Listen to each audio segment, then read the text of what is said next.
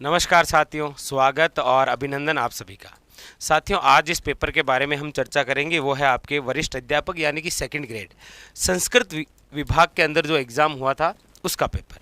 Exam date आपके सामने है 19 फरवरी 2019 के अंदर, और इस पेपर के अंदर राजस्थान जीके के कौन कौन से क्वेश्चन आए उन सब के बारे में हम चर्चा करते हैं। लीजिए, पहला क्वेश्चन आपके सामने देखिए। एक एक क्वेश्चन आपके एग्जाम के लिए इंपॉर्टेंट। ये लीजिए, पहला क्वेश्चन आपके सामने पूछा जा रहा है आपको, मारवाड़ म्यूरल्स के लेखक कौन है। एक पुस्तक दे रखी है आपके सामने, मारवाड़ म्यूरल्स के लेखक कौन है।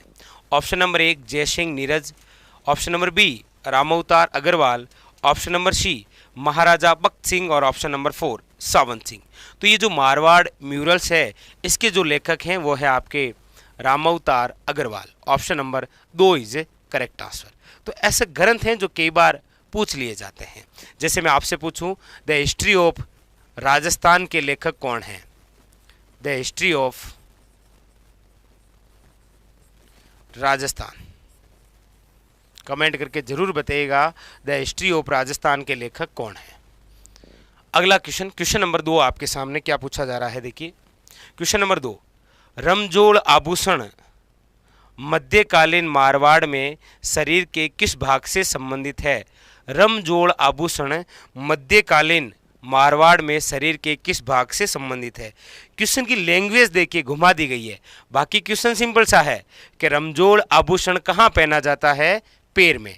बस इसको घुमा ऐसे दिया कि रमजोड़ आभूषण मध्यकालीन मारवाड़ में शरीर के किस भाग से संबंधित है। याद रखिएगा पैर से। किससे है, पैर से। ठीक है। अगला क्वेश्चन देखिए, क्वेश्चन नंबर है आपके सामने तीसरा।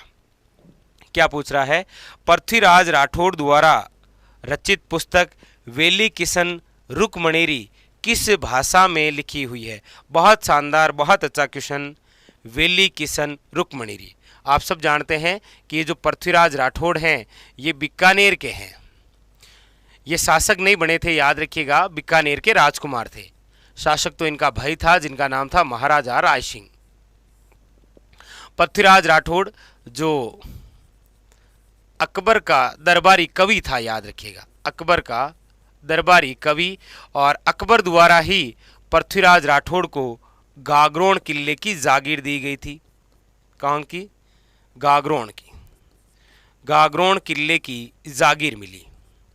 और इसी गागरोन किले में रहते हुए जिस ग्रंथ की रचना की थी वो है आपके वेली किशन रुक्मणीरी। वेली किशन रुक्मणीरी। और ये जो है ये कौन सी में, याद रखिएगा, डिंगल में। इसीलिए तो पृथ्वीराज राठौड़ को कहा जाता है डिंगल का हेरोस। और पृथ्वीराज राठौड़ को डिंगल का हेरोस कहने वाले कौन थे, तो याद रखिएगा एल.पी. टेसीटोरी। ये भी इटली के विद्वान हैं, लुइस पियो टेसीटोरी। इनके द्वारा पृथ्वीराज राठौड़ को कहा गया था डिंगल का हेरोस। और ये जो वेली किशन रुक्मणी है ना, इससे तो आपके दुर्सा आडा ने, दुर्सा आडा जिसकी मूर्ति लगी हुई है आपके शिरोई में, तो दुर्सा जो आडा है इन्होंने वेली किशन रुक्मणी को 5वां वेद वे 19वां पुराण कहा था, याद रखिएगा। और इसी वेली किशन रुक्मणीरी रचना को कर्नल जेम्स टोड ने 10,000 घोड़ों के बल के बराबर बताया था। Very very important. तो याद रखिएगा कौन सी, डिंगल भाषा में लिखी हुई। ठीक है। पृथ्वीराज राठौड़ बीकानेर के राजकुमार, अकबर के दरबारी कवि थे। 1570 नागौर दरबार के तहत पृथ्वीराज राठौड़ को गागरोन किले की जागीर दी। इसी किले में रहते हुए डिंगल भाषा में लिखी थी वेली किशन रुक्मणीरी। ये भगवान श्री कृष्ण और उनकी पत्नी रुक्मणी से संबंधित है, जो एक प्रेम ग्रंथ है। जो आप वेली किशन रुक्मणी का जो चित्र देखें ना, कौन सी शैली में है, तो मारवाड़ यानी कि जोधपुर शैली में। ठीक है। इसे ही 5वां वेद और 19वां पुराण कहा था दुर्सा आडा ने, और पृथ्वीराज राठौड़ को डिंगल का हेरोस कहा था एल.पी. टेसीटोरी ने। क्वेश्चन नंबर देखिए, नेक्स्ट आपके सामने है 4। गीदड़ नृत्य का संबंध किससे है। देखिए ये कुछ ऐसे प्रसिद्ध नृत्य हो गए हैं जहां से क्वेश्चन आते हैं, जैसे गीदड़ नृत्य, ढप नृत्य, आपके चंग नृत्य, कच्छी घोड़ी नृत्य, ये जो सारे के सारे नृत्य हैं इनका संबंध है शेखावटी से, और शेखावटी के अंदर एक और है आपके कबूतरी नृत्य। राह चलते हुए लोगों का ध्यान अपनी ओर आकर्षित करने के लिए जो नृत्य किया जाता है वो है कबूतरी नृत्य। ये सारे शेखावटी से। क्वेश्चन नंबर आपके सामने 5 क्या पूछ रहा है देखिए, पूछ रहा है ओशिया के जैन मंदिर किस जिले में है। ओशिया, ओसिया बहुत प्रसिद्ध है जी। क्यों प्रसिद्ध है देखो जी, ये जो ओसिया है इस ओसिया का प्राचीन नाम क्या है, तो याद रखिएगा उपकेश पाटन, प्राचीन नाम। इसे कहा जाता है राजस्थान का भुवनेश्वर, राजस्थान का भुवनेश्वर। ओशिया के अंदर एक मंदिर है, वो है आपके सच्याय माता का। किसका है? सच्याय माता। और इसी मंदिर के सामने है सूर्य मंदिर, इसीलिए ओशिया को कहा जाता है राजस्थान का भुवनेश्वर। और ओसिया कहाँ पर है, याद रखिएगा जोधपुर में। ये जो सच्याय माता है ओसवालों की कुलदेवी है। तो ओशिया प्राचीन नाम, उपनाम क्या है इसका, ये किस जिले में और यहाँ पर कौन सी माता जी का मंदिर है। अगला क्वेश्चन देखिए, क्वेश्चन नंबर है आपके सामने 6। क्या पूछा जा रहा है, दादू पंथ का साहित्य, दादू पंथ का साहित्य किस भाषा में संग्रहित है। दादू पंथ, सिंपल सी बात है, दादू पंथ की स्थापना करने वाले कौन, संत दादू। और संत दादू जिनका जन्म 1544 अहमदाबाद गुजरात में हुआ था, जिन्हें राजस्थान का कबीर कहा जाता है। राजस्थान का कबीर, अकबर के समकालीन थे ये। किसके थे? अकबर के समकालीन। और सिंपल सी बात है, संत दादू द्वारा ही किस पंथ की स्थापना की गई या कौन सा संप्रदाय, तो दादू पंथ संप्रदाय, याद रखिएगा। जिसकी प्रमुख पीठ कहाँ पर है, नरेना या फिर आपके नारायणा जयपुर, नरेना या फिर नारायणा जयपुर। और कौन सी भाषा, तो याद रखिएगा ढूंढाड़ जयपुर है तो ढूंढाड़ी, ऐसे याद रखिएगा। कहाँ से कौन सी भाषा है, ढूंढाड़ी भाषा में। इनका जो उत्तराधिकारी थे संत दादू के, वो तो थे गरीबदास जी, लेकिन जो प्रसिद्ध शिष्य हुए वो है संत रजब जी। संत रजब जी जो आजीवन दूल्हे की वेश में रहे थे। क्वेश्चन नंबर है आपके सामने 7। किस दुर्ग को घट बीठली के नाम से जानते हैं। किस दुर्ग को घट बीठली। अब ये जो घट बीठली है, सिंपल सी बात है, बीठली पहाड़ी पर है, इसीलिए क्या कहलाया था, घट बीठली। इसका प्राचीन नाम तो हुआ करता था अजयमेरू, लेकिन वर्तमान के अंदर ये कहलाता है तारागढ़।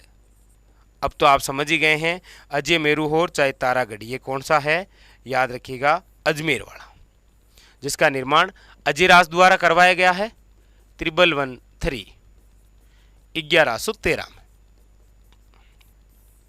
ठीक है, वेरी वेरी इंपॉर्टेंट। जिसे बिशप हेबर ने पूर्वे का जिब्राल्टर कहा था, जबकि बेंटिक ने इसे दूसरा जिब्राल्टर कहा था। यही है आपके घट बीठली तारागढ़। एक तारागढ़ बूंदी वाला है, याद रखिए। उसके बारे में तो रुडयार्ड कपलिंग ने कहा था कि इसका निर्माण भूत प्रेतों ने करवाया है। ठीक है, ये लीजिए। अगला एक और शानदार क्वेश्चन आपके सामने, और बहुत ही शानदार क्वेश्चन। क्वेश्चन नंबर है आपके सामने 8। क्या पूछा जा रहा है देखिए, क्वेश्चन नंबर 8। राजस्थान का क्षेत्रफल निम्नलिखित यूरोपीय देशों में से किन के क्षेत्रफल के लगभग बराबर है। कितना शानदार क्वेश्चन। देखिए, राजस्थान जो क्षेत्रफल के आधार पर भारत का सबसे बड़ा राज्य है और जनसंख्या के आधार पर 8वें स्थान पर है। तो आप अक्सर सुनते हैं, ऐसा पढ़ते ही हैं कि राजस्थान इजराइल से कितना गुना बड़ा है, कि 17 गुना, श्रीलंका से कितना गुना बड़ा है, कि 5 गुना, और ब्रिटेन से कितना गुना बड़ा है, कि 2 गुना, यानी कि 2 बड़ा। और इसके अलावा जर्मनी, जापान, नॉर्वे, पोलैंड, इन सब के क्या है, लगभग बराबर। तो नॉर्वे और पोलैंड यही है यूरोपीय, और इन्हीं के बराबर है ए और D. Option number 4 is correct answer. देखिए कितना शानदार क्वेश्चन पूछा है क्षेत्रफल से, यहां तक आपको पढ़ना है इतनी गहराई से। चलिए अगले क्वेश्चन की ओर। क्वेश्चन नंबर है नेक्स्ट, क्वेश्चन नंबर 9 आपके सामने क्या कह रहा है देखिए। एक तरफ आपके प्रदेश और एक तरफ है आपके पर्वत चोटियां, इनका मिलान करना है, कोई दिक्कत नहीं। देखिए, उत्तरी अरावली की इनमें से कौन सी चोटी है, मध्य अरावली में इनमें से कौन सी चोटी है और दक्षिण अरावली में से कौन सी चोटी है? दिख तो रहा है ना आपको? ये लीजिए, ये लीजिए, ठीक है भाई। देखिए उत्तरी अरावली की कौन सी चोटी? देखिएगा, ऋषिकेश कहाँ पर है? शिरोई में। तारागढ़ कहाँ पर है? अजमेर में। भानगढ़ कहाँ पर है? अलवर में। बस काम हो गया। मध्य अरावली मतलब एक ही जिले में है, वो है अजमेर। बी के अंदर 2 है, देखिए बी में 2 है, इसमें नहीं है, इसमें नहीं, इसको काट दीजिए, ठीक है।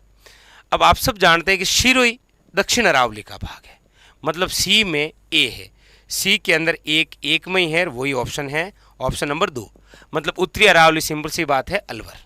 बस कितना इजी सा क्वेश्चन था, ऐसे क्वेश्चन आते हैं।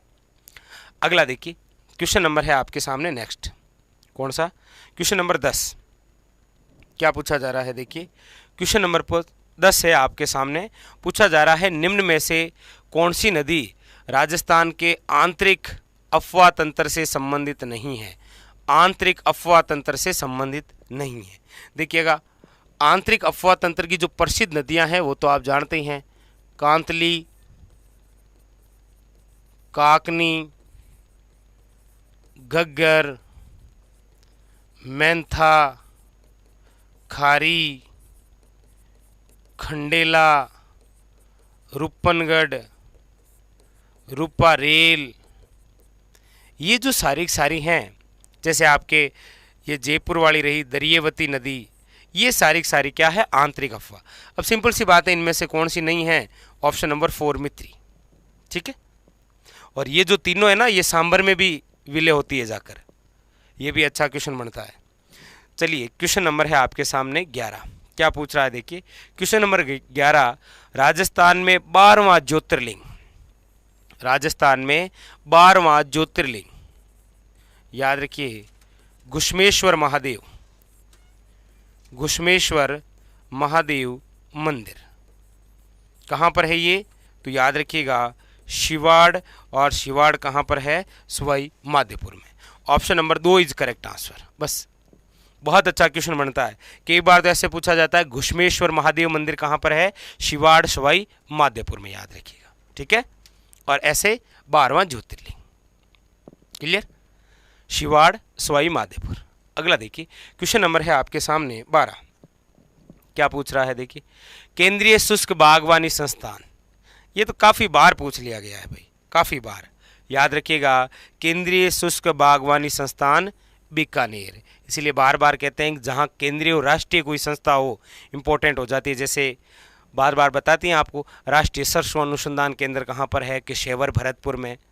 जैसे राष्ट्रीय बीजीय मसाला अनुसंधान केंद्र कहाँ पर है? तबीजी अजमेर में। कादरी आफरी जोधपुर में। ये क्वेश्चन आते हैं यहाँ से। अगला देखिए, क्वेश्चन नंबर है आपके सामने 13। क्वेश्चन नंबर 13, एक तरफ पशु है और एक तरफ है आपके सामने नस्लें, और पूछ रहा है कौन सा है? देखिए, ऊंट, भेड़, बकरी, गाय, बताओ भाई कहाँ से शुरू करें? बताओ कहाँ से शुरू करें? अब बीकानेरी है तो बीकानेरी तो ऊंट है जी, बीकानेरी क्या है? ऊंट। बकरी की बात करेंगे तो ये रहा झकराना। अब सिंपल सी बात है, राठी तो है आपके गाय, और भेड़ क्या है? मगरा। मतलब एक में दो, एक में दो, इसमें नहीं है, इसमें नहीं, काट दीजिए, ठीक है। भेड़ है मगरा, बी में 3, बी में 3 दोनों में, ठीक है। बकरी है झकराना, बकरी है झकराना। Option number C, option number C is correct answer. Clear? तो ऐसा क्वेश्चन प्रसिद्ध है, इसीलिए पशुधन और उसकी नस्लें जरूर याद करें भाई, क्योंकि यही पेपर है जहां से हमें अगला पेपर मिलने वाला है। आप जिसकी तैयारी कर रहे हैं ना, वो इसी आधार पर तो आएगा। ये देखिए, अगला क्वेश्चन है आपके सामने, राजस्थान सहकारी डेयरी फेडरेशन लिमिटेड RCDF का मुख्यालय कहाँ पर है? ये ज़्यादा चर्चा में है। अभी चर्चा में इसीलिए है क्योंकि आपको पता होगा कि एक योजना जिसका नाम है मुख्यमंत्री बाल गोपाल योजना, बाल गोपाल योजना जिसके तहत सरकारी विद्यालय, आंगनबाड़ी केंद्र और जितने भी मदरसे हैं वहाँ पर कक्षा 1 से लेकर 8वीं तक के बच्चों को दूध वितरण किया जाएगा। वो दूध कहाँ से खरीदेगी सरकार?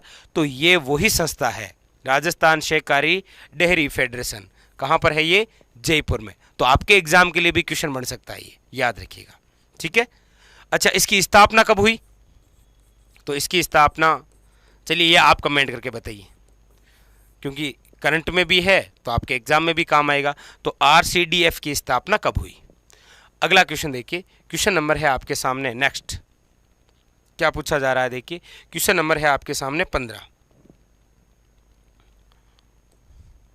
Question number 15।